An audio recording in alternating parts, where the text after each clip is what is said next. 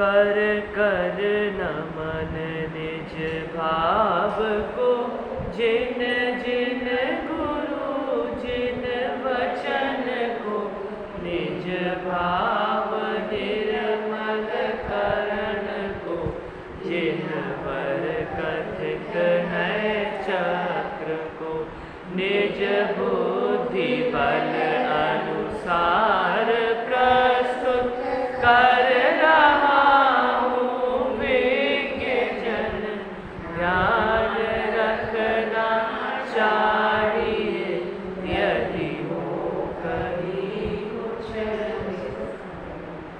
परम भाव प्रकाशक नए चक्र में व्यवहार नए के विषय वस्तु पर हमारी चर्चा चल रही थी, और कल हमने सद्भूत व्यवहार, जिसके दो भेद हैं, शुद्ध सद्भूत और अशुद्ध सद्भूत, जिसका विषय है एक द्रव्य में भेद करना, तो निरुपाधि गुण भेद करना और सउपाधि गुण भेद करना। तो निरुपाधि गुण भेद करना कहलाता है शुद्ध सद्भूत, जिसका दूसरा नाम है अनुपचरित असद्भूत, अनुपचरित सद्भूत व्यवहार। और सउपाधि गुणगुणी में भेद करना, जिसको कहते हैं अशुद्ध सद्भूत, जिसका दूसरा नाम है उपचरित सद्भूत व्यवहार। इनकी चर्चा अपन ने कल कर ली थी। 3, 4, 5 आपका होमवर्क था, आपने पढ़ लिया होगा। कहीं त्रुटि हो, कहीं शंका हो तो पूछ लीजिए, नहीं तो हम आगे बढ़े। ग, अब यहाँ पर शुरू हो रहा है ग नंबर, पेज नंबर 221 से ग से शुरू होगा असद्भूत व्यवहार में। असद्भूत व्यवहार नए का विषय क्या होता है? दो भिन्न भिन्न वस्तुओं में एकत्व स्थापित करके कथन करना। देखो, नए का काम है कथन करना, नयों का काम है देखना। तो ज्ञाता का अभिप्राय, वक्ता का अभिप्राय, दोनों को नए कहते हैं, ये अपन पढ़ चुके हैं। तो दो भिन्न भिन्न वस्तुओं को एक देखना और एक कहना, ये दोनों क्या कहलाएंगे? असद्भूत। अब असद्भुत व्यवहार ने के भी दो भेद हैं। इनको शुद्ध अशुद्ध नाम नहीं दिया। इनका नाम है अनुपचरित असद्भुत व्यवहार में और उपचरित असद्भुत व्यवहार। अब अनुपचरित और उपचरित, अनुपचरित और उपचरित का तात्पर्य क्या है, मैंने आपको बता चुका हूँ। अनुपचरित और उपचरित किसको कहते हैं? अनुपचरित मतलब वास्तविकता और उपचरित मतलब झूठा, उपचार से, कि हमें रोग तो नहीं है पर एक रोगी के साथ रहने पर उपचार से हमें भी रोगी कह दिया, या हम अजैन नहीं हैं पर अजैनों के मोहल्ले में रहने के कारण हमें भी अजैन कह दिया। पूरा मोहल्ला था अजैनों का, उसमें सिर्फ हम अकेले जैन थे। तो इसको क्या कहते हैं कि दो भिन्न भिन्न वस्तुओं को, कि अजैनत्व जैनत्व दो भिन्न भिन्न थी और दोनों को एक कह दिया, ऐसा आप उदाहरण के तौर पे। तो ये उदाहरण तो था उपचरित और अनुपचरित का, कि जो वास्तविकता नहीं है फिर भी कह दिया जाता है, उसको कहते हैं उपचरित, और जो वास्तविकता होती है उसको कहते हैं अनुपचरित। तो अब दो भिन्न वस्तुओं का एक पना, इसकी वास्तविकता क्या है? दो भिन्न वस्तुओं का एक पना, वास्तविकता अपना शरीर है, अपना द्रव्य कर्म है, और क्या है? नाम। द्रव्य कर्म और नाम कर्म, मतलब कि द्रव्य कर्म 8 कर्म और ये शरीर, इसके छात्र, इसके साथ हमारा क्या है? एक क्षेत्र अवगाह संबंध है। उस कारण से क्या हुआ कि उस कारण से हमारा आत्मा और शरीर के साथ वास्तविक संबंध है। दो भिन्न वस्तुओं का वास्तविक संबंध है, जो हमें प्रत्यक्ष दिखाई देता है कि संबंधित हैं। परंतु अब शरीर से भिन्न बाकी शेष 9 कर्म, मकान, कपड़ा, पैसा, भोग की सामग्री, कुटुंब आदि, ये सब क्या हैं कि ये वास्तव में प्रकट हमें अलग दिखाई देते हैं, पर प्रकट हैं। ये हमें कैसे दिखाई देते हैं? पर, और प्रत्यक्ष अलग दिखाई देते हैं। तो इसके साथ हमारा एकत्व कहना, ये वास्तविक नहीं है। मेरा फोन या मेरा मकान, ये कथन उतना वास्तविक नहीं है जितना वास्तविक मेरा शरीर, क्योंकि एक क्षेत्र अवगाह में दोनों चीज़ें एक साथ रहने पर शरीर और मकान अलग अलग चीज़ें हैं। समझ आई बात? इतना यहाँ पे उपचरित और अनुपचरित का भेद था। तो अनुपचरित में क्या गिना जाएगा? अनुपचरित में क्या गिना जाएगा? जैसे कि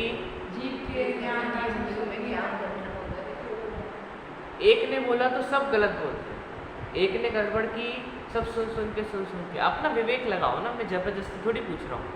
आप 1 मिनट शांति से सोच के बता दो अनुपचरित में क्या विषय आएगा। अभी मैंने आपको बताया ना उदाहरण के तौर पर। तो अनुपचरित असद्भुत व्यवहार नहीं का विषय क्या बनेगा? अनुपचरित असद्भुत व्यवहार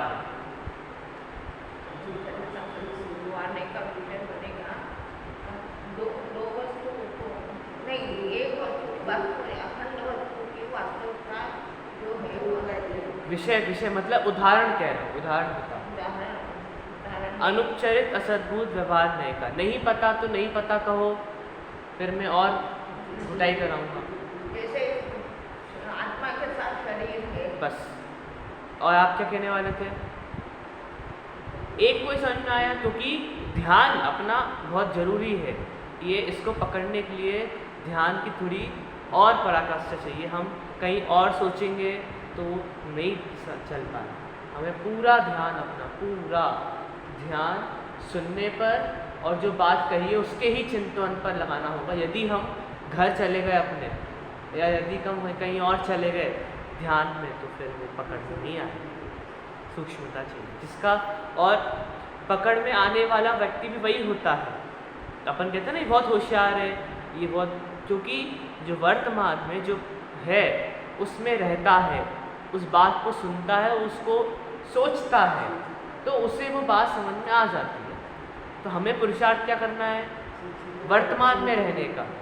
जो पढ़ाया जा रहा है, मैं जानता हूँ थोड़ा कठिन होता है, हम भी, क्योंकि जब कक्षाएं पढ़ते हैं तो कभी ध्यान नहीं होता, कभी कहीं और ध्यान होता है, कभी अपना मन बहुत आकुलित होता है किसी और बात को लेकर के, तो बार बार ध्यान उसी चीज़ पर जाता है। हम कितना ही अपने आप को समझा लें, लेकिन ध्यान उसी पर जाता है। तो हमें क्या करना है कि थोड़ा निस्सही बोलकर आना है। निस्सही का मतलब क्या होता है? सर्व सांसारिक कार्यों का निषेध। तो यहाँ तो नहीं कर रहे, लेकिन मन से भी हमें अपना संसार को बाहर छोड़कर आना है, तभी वो आपको पकड़ में आएगा। तो वो कोई ऐसा तो है नहीं कि आपको कोई परीक्षा देनी हो याद करके, पर फिर भी याद होना चाहिए। तो मैंने समझाया था कि 1 मिनट पहले ही समझाया था, इसलिए मैं कह रहा हूँ इतना। अगर आपको समझ में नहीं आता है, कदाचित कोई पॉइंट याद नहीं हुआ है, तो आप पूछ सकते हैं, पर आप पूछते भी नहीं हैं। हाँ तो कर देते हैं, और जब मैं पूछता हूँ तब नहीं पता होता, फिर क्या मतलब हुआ? आप पूछो, नहीं तो मैं पूछूं तो फिर आपको पता नहीं होता। तो ध्यान से अपन को इस विषय पर कॉन्सेंट्रेट करके चलना है। ये तो आगे पार्ट, पीछे से पार्ट तो चल ही रहा है जब से। अब अनुपचरित तो एक वस्तु में होगा नहीं, अनुपचरित देखो, व्यवहार नहीं के 2 भेद होते हैं। एक होता है सद्भूत, एक होता है असद्भूत। सद्भूत का काम है एक वस्तु में भेद करना। अब वो भेद कैसे कर रहा है? शुद्ध भेद कर रहा है क्या शुद्ध भेद कर रहा है, वो बात की बात। बस सद्भूत का कार्य है एक वस्तु में, ये याद रखो, सद्भूत का कार्य है एक वस्तु में भेद करना। अब एक वस्तु में क्या भेद करोगे? हाथ अलग और पैर अलग तो करोगे नहीं, गुण भेद करोगे। तो जो आप ज्ञान दर्शन आदि कहते हैं ना, ये गुण भेद, ये सद्भूत का विषय है। मैं पढ़ा रहा हूँ असद्भूत। असद्भूत का मतलब भी बता चुका हूँ, 2 भिन्न भिन्न वस्तुओं को एक करना। अलग अलग चीज़ें हैं, एक के टुकड़े करना, 2 टुकड़ों को एक करना, ये 2 अलग अलग क्राइटेरिया हैं व्यवहार में। तो जब हम 2 अलग अलग वस्तु को एक कहते हैं तो वहाँ असद्भूत आ जाता है। मैंने असत का अर्थ भी बताया, असद्भूत व्यवहार में भी बताया, असद्भूत व्यवहार में के विषय भी बताया, उसके उदाहरण भी बताया, लेकिन फिर भी ध्यान में नहीं आ रहा। अब उपचरित और अनुपचरित भी बताया, क्या होता है उपचरित और अनुपचरित अभी बताया था। क्या है अनुपचरित मतलब? वही देखो, फिर आपको ध्यान में शब्दों का ध्यान और क्या कहा जा रहा है उसका ऊपर अगर अपन कॉन्सेंट्रेट करेंगे तो ही अनुपचार शब्द को स्वयं अनुपचार कह रहा है, इसमें तो फिर वहाँ नहीं उपचार है। कैसा है? वहाँ उपचार ही नहीं है, नहीं है। मतलब कि वास्तविकता है। उपचार क्या होता है? झूठ होता है, छल होता है, मायाचारी होती है कि ये नहीं है फिर भी इसको ऐसा कहना, ये छल है। तो ये क्या हो गया? उपचार की बात हो गई, छल की बात, झूठी बात। अनुपचार की बात होगी, वास्तविक बात। अब ख्याल में रहेगा? नहीं रहेगा। इसको लिख लो नहीं तो चाहो तो। अगर आपको लिखना करना आता हो ना तो नोट्स बनाने में बहुत कार्यकारी होते हैं, क्योंकि हमें जो याद नहीं रहता वो हमें लिखे हुए नोट्स हमें पढ़ के आता है। नहीं, वो उससे मतलब नहीं है, परंतु यदि आपको पता है कि आप में से यदि कोई अकलन निकलन को तो बात अलग है, उनकी बात नहीं कहता कि एक बार में सुन के याद हो जाता हो, पर नहीं है कदाचित आप अकलन निकलन, तो आपको क्या करना चाहिए? आपको अपनी कॉपी लेकर के बैठना चाहिए और उसमें जो बात कही है, जैसे अनुपचार इज इक्वल टू वास्तविकता और उपचार इज इक्वल टू छल, या आप लिख लो एक बार तो आपको वो बात याद है। कहने का तात्पर्य, अब आप बूढ़े हो चुके, अब मैं आपको कैसे ज़्यादा पढ़ाऊँ लिखना पढ़ना तो दूर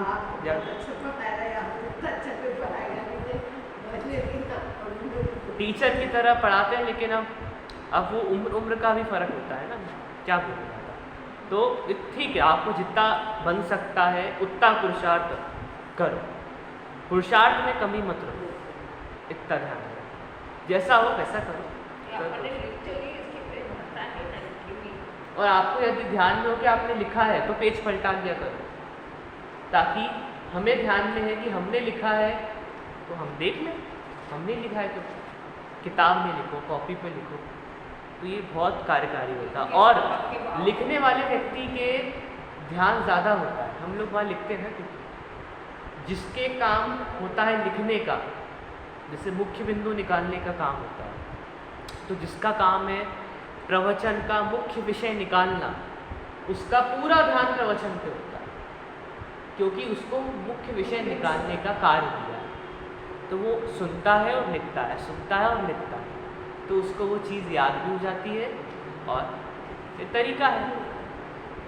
खैर ठीक है, हमें ज़्यादा वो नहीं करना, पर स्वहित के लिए जितना है कार्यकारी, स्वहित के लिए, क्योंकि अपन समय सार पढ़ते हैं तो उसमें नयों का ज्ञान बहुत जरूरी है। मैं भी सिर्फ व्यवहार तक ही पढ़ाऊँगा, इसके आगे मेरे बस की नहीं है कि मैं नैगम संग्रह द्रव्यार्थिक पर्यायार्थिक और पंचाध्यायी के नए पढ़ा सकूँ, बहुत बड़ा ग्रंथ है।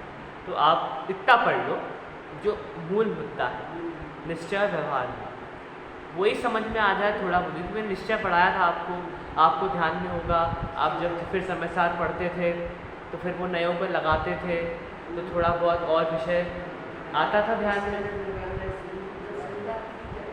आया था। अब नहीं आता, आप भूल गए क्योंकि हाँ, तो आप एक बार समय निकाल के निश्चय व्यवहार वाला विषय, निश्चय वाला विषय जो हमने पहले पढ़ा है, चलो हाँ आगे बढ़ते हैं। तो अब अपन चलते ग वाले पॉइंट पर। देखो, भिन्न वस्तुओं के संश्लेष सहित, संश्लेष मतलब क्या होता है? एक साथ चिपका हुआ। संश्लेष संबंध मतलब क्या होता है? दो वस्तु में एक संबंध। संश्लेष मतलब चिपक गया।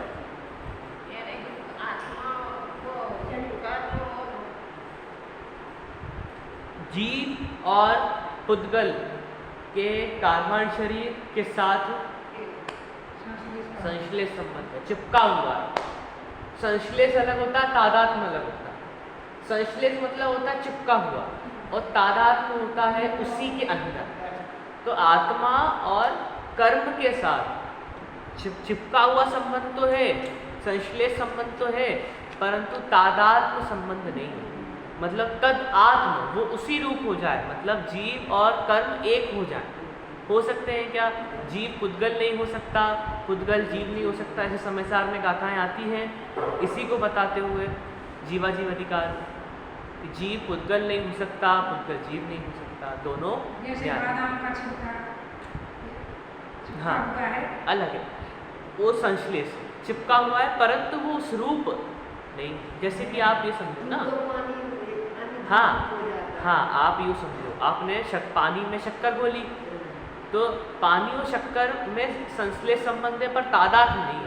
शक्कर पानी नहीं हुई, अभी भी शक्कर शक्कर ही है, शक्कर के परमाणु उतने ही मीठे हैं, भले वो दिखाई नहीं दे रहे, परंतु पानी में वो अपना रूप है। उसमें शक्कर पानी नहीं हुई, पानी शक्कर नहीं, ये तादाद नहीं होता है जब एक चिपके हुए हैं।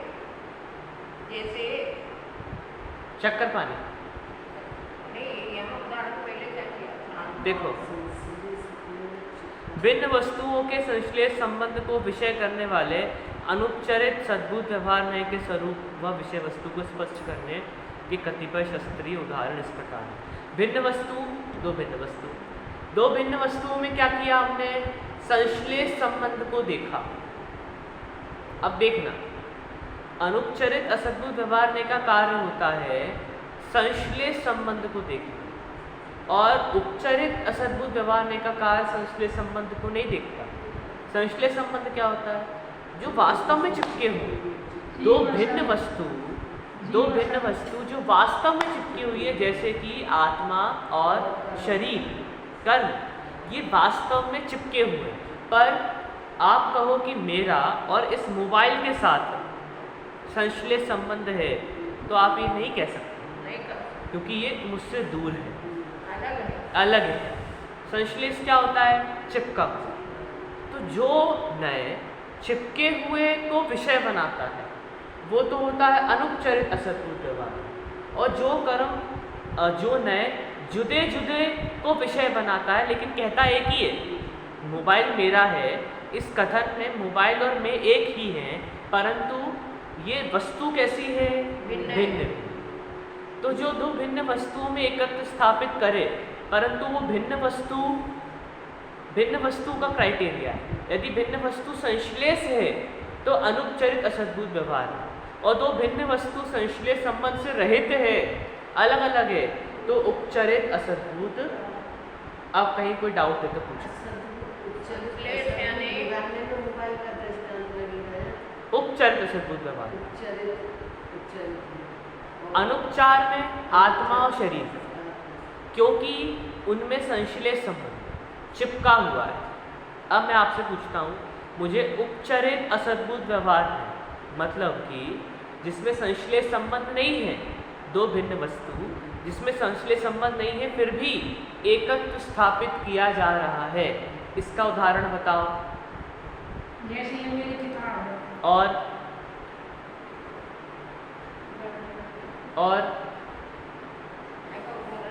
आप भूल गए आप लिखने में लगे थे। औपचारिक असद्भुत व्यवहार न्याय का उदाहरण देना। आप बोलो। 9 कर्म कितने हैं आपके पास? कौन कौन सा आपके पास 9 कर्म? आपके 9 कर्म कौन कौन से हैं? आपका परिवार है, अब वो आपके 9 कर्म है कि नहीं है? आपके पास साड़ियाँ हैं, कितनी हैं?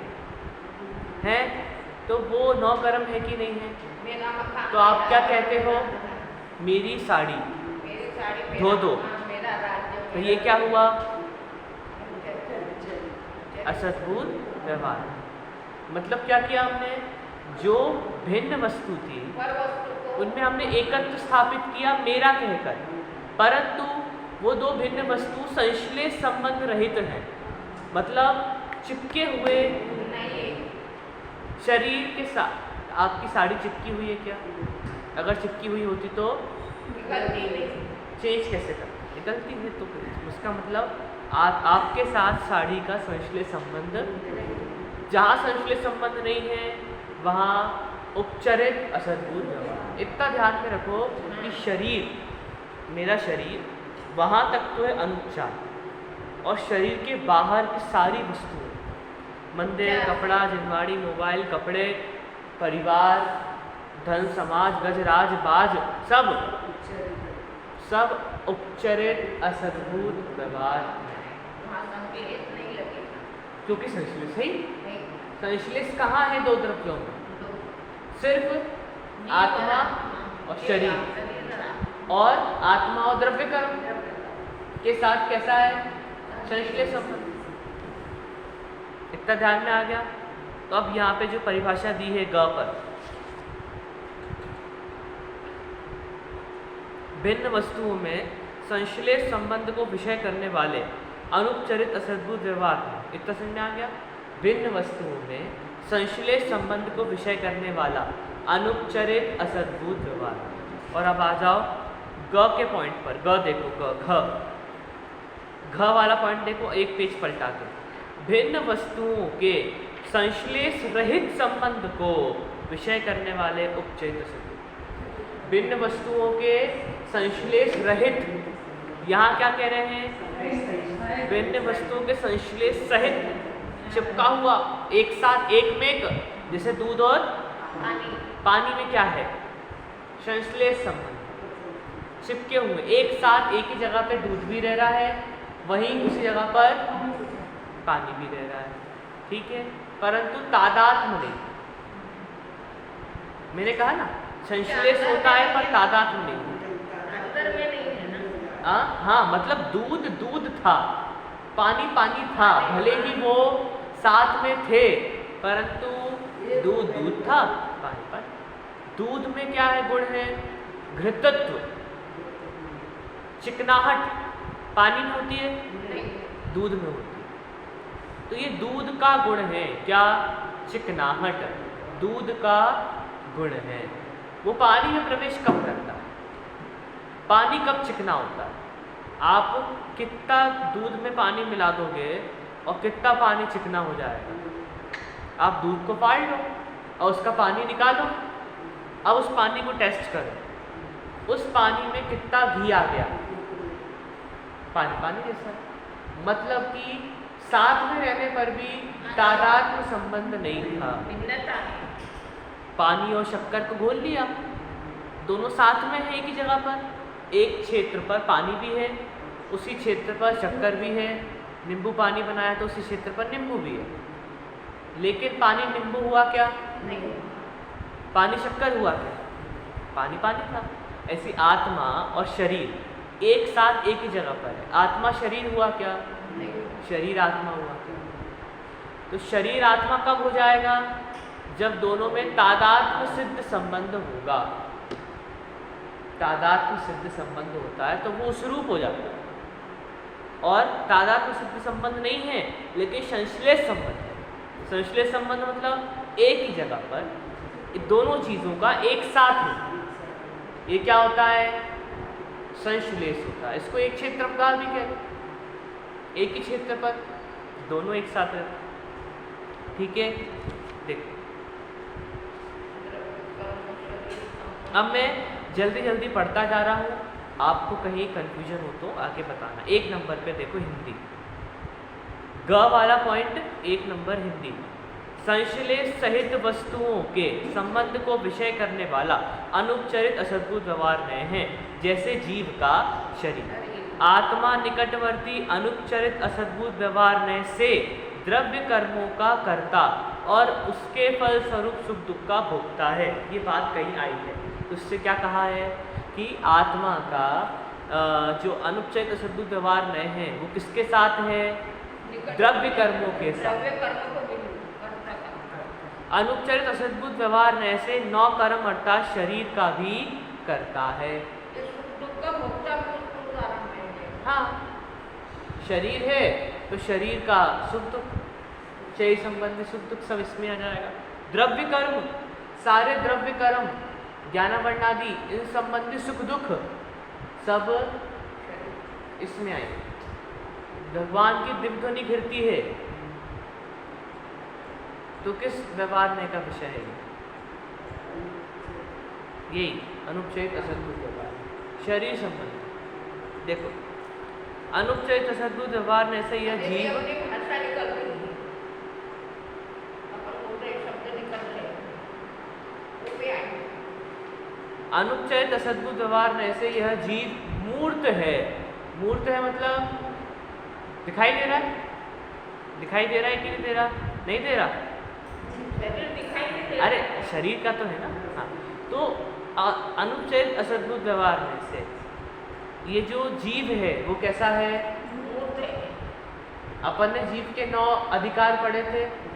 जीवो उभो गमो अमुत्तिकत्ता स्वदेह परिमाण बोधता संसारत्थो सिद्धोसो विश्वसोर ढगे। इसमें आता है अमूर्तिक का एक, मूर्तिक और अमूर्तिक का भी एक आता है। तो अमूर्तिक किस नए से है?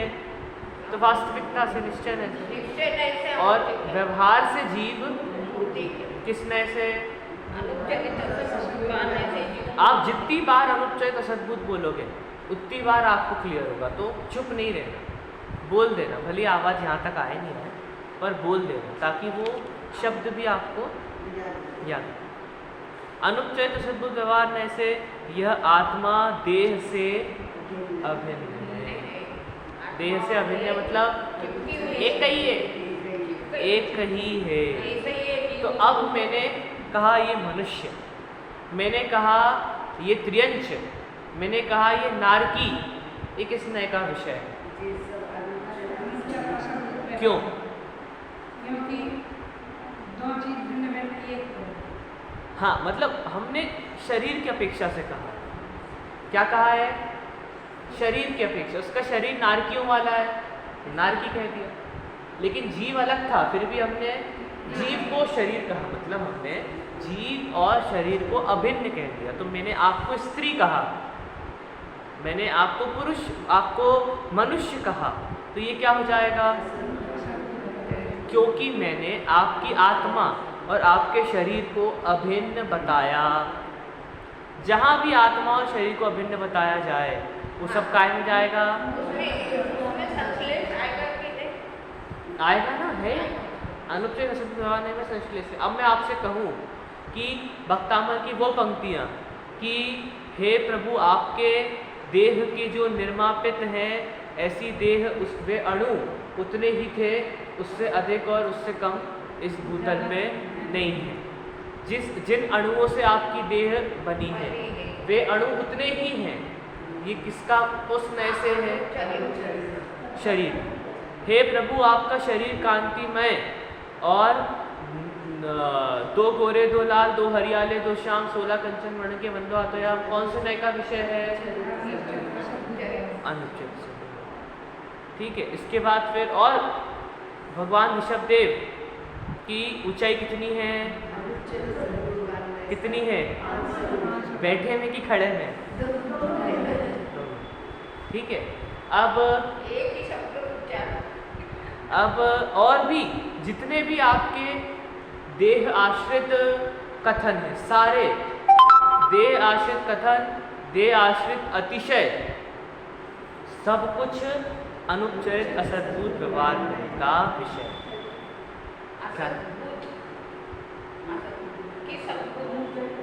असद्भुत। ठीक है, कोई प्रश्न? देखो असद्भुत, असद्भुत की चर्चा चलती, पेज पलट गए आपके 122 पेज पर। अनुपचरित असद्भुत व्यवहार में से जीव यथासंभव द्रव्य प्राणों के द्वारा जीता है, जीवेगा, जीता रहेगा। क्या कहा? द्रव्य प्राणों से यह जीव जीता है। ये पढ़े थे अपन ने, अपन ने जीव के जो 9 अधिकार पढ़े हैं उसमें एक ये भी है प्राण। तो जीव व्यवहार से प्राणों से जीता है और निश्चय से किससे जीता है बताओ? हाँ, मतलब उसका उसके वहाँ द्रव्य संग्रह में कहा कि जीव व्यवहार से तो 10 प्राणों से जीता है और निश्चय से चैतन्य लक्षण से, चैतन्य लक्षण, चैतन्य परिणाम।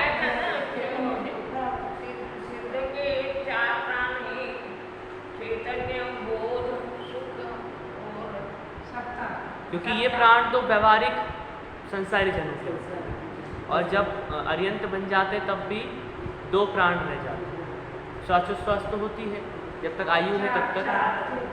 हाँ, मतलब हाँ वैसे 4, हाँ श्वासोच्छ्वास होती, आयु भी होती, 2 तो यही हो गए। जब तक आयु है तब तक श्वासोच्छ्वास है और बचे 2, एक इंद्री में, एक बल में काय बल रह जाता है और इंद्रिय में 5। देखो अब जीव के औदैहिक आदि 4 भाव अनुपचरित सद्बुद्ध व्यवहार नय से द्रव्य कर्मों द्वारा किए गए हैं। जीव के कौन से 4 भाव?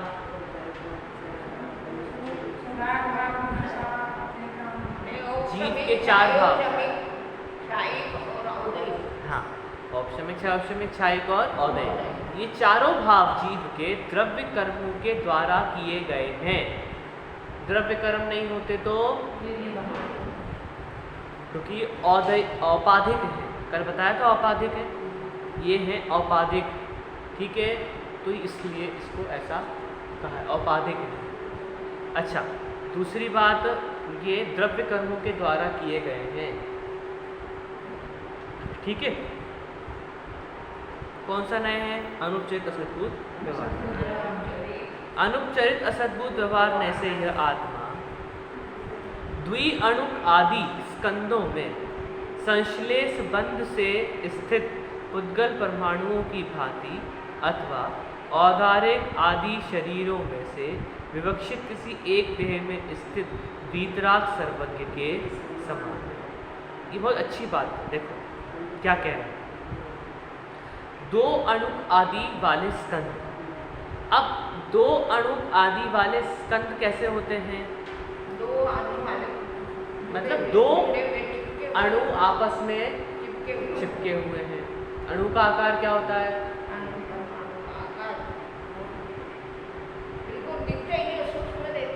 आकार क्या होता है? आकार को क्या कहेंगे? उसको क्यूब को हिंदी में क्या कहते हैं? क्षेत्र।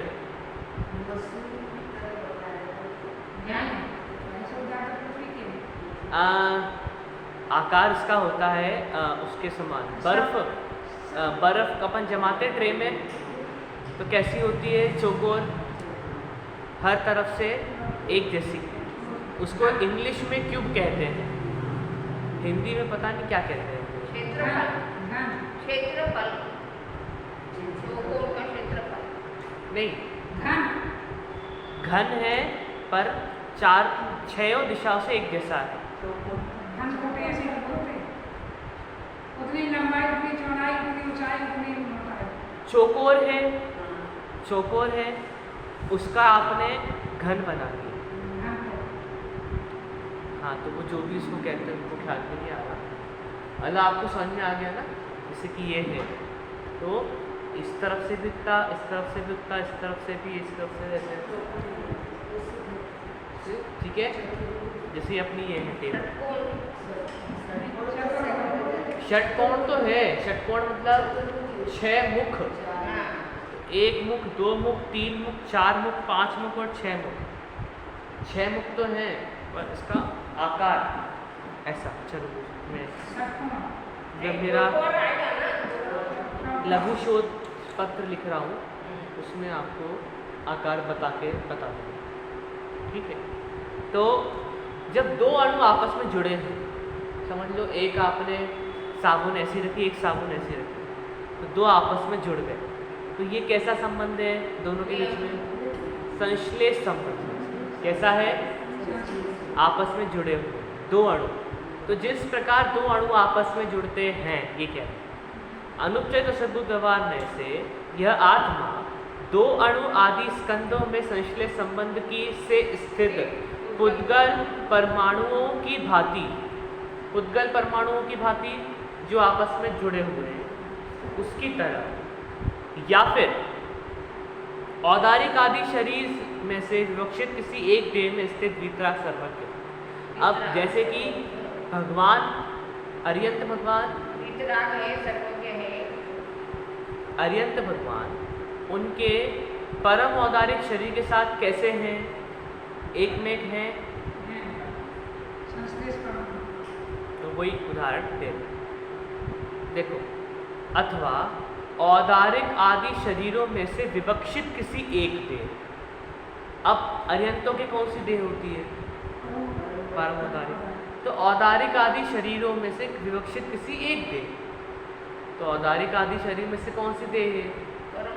न औदारिक की ही दशा परम औदारिक, उसमें स्थित वितराग सर्वज्ञ परमात्मा, उसके समान संश्लेष। ठीक है, ये वितराग वो परम औदारिक में वितराग का सर्वज्ञ ये संश्लेष संबंध है। नहीं, अरिहंत के उनकी देह के साथ भी संबंध है। अब देखो, आपको घ नंबर का पॉइंट है, 6 पॉइंट है घ नंबर का, ये आपको पढ़ के आना, ठीक है। सहजा